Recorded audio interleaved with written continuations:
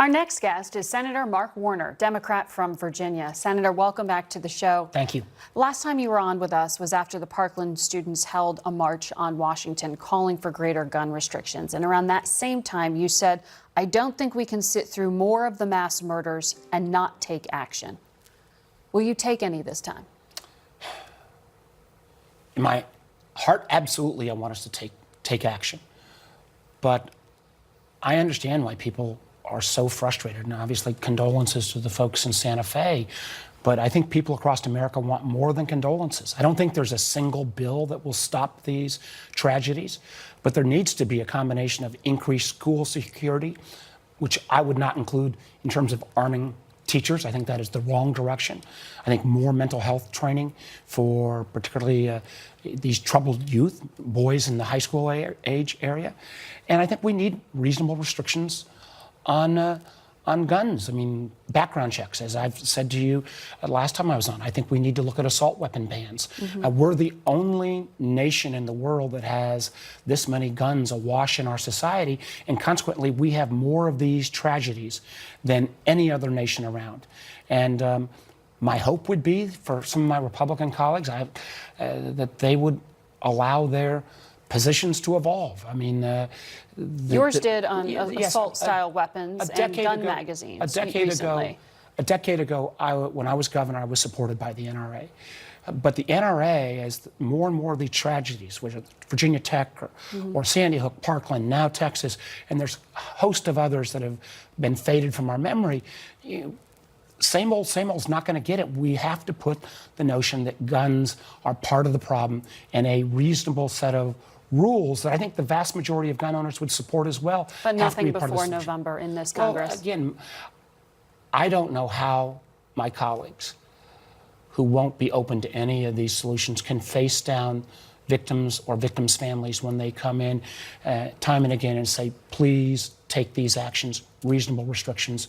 My hope is that maybe this will spur action, but unfortunately, if history's to prejudge, there'll be angst and anguish, and unless we change our Congress, we won't get the changes we need.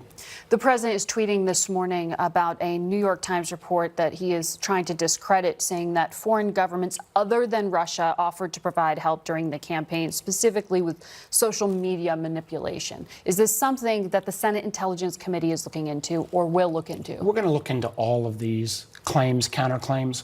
The thing that I find amazing is that somehow the president and his allies... To you, these reports are credible? There are credible components of the New York Times report. Some of this information is new to us, but we're going to continue our investigation. But what is remarkable to me is that the president somehow seems not to understand that when a foreign nation tries to interfere in our elections, that's wrong. That's illegal.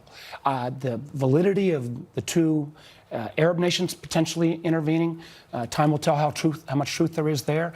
But in regards, for example, to Russia, we had just this week our intelligence community, bipartisan, came out and reaffirmed the findings of the intelligence community's overall assessment. Russia massively intervened in our elections, and they did so to help Trump and hurt Clinton. Now, the president knows all of the tweeting the president does, all of the tweeting the president does. Well, we do know this. We have seen repeated actions by at least Donald Trump Jr. and others of being interested in receiving dirt on Clinton, whether it was the famous Trump Tower meeting, whether it was the outreach to Mr. Papadopoulos. Now we're seeing a potential pattern with other nations reaching out to try to interfere. The president who continues to be obsessed with this, what part of the basic tenets of our democracy is that you don't have foreign powers intervene, does he not understand?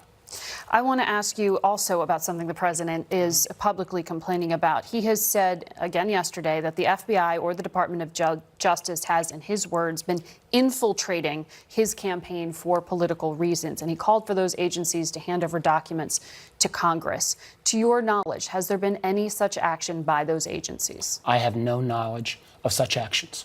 I do know this, that when the president or his allies in the House start going out and trying to threaten that they want to reveal classified information. Nunes, the chairman of the House individuals want to try to reveal classified information about the identity of an FBI or CIA source. That is against the law.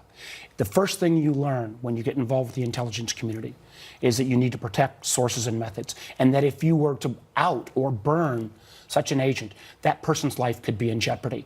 And I find it outrageous that the president's allies are in effect playing fast and loose with confidential information. And don't take my word.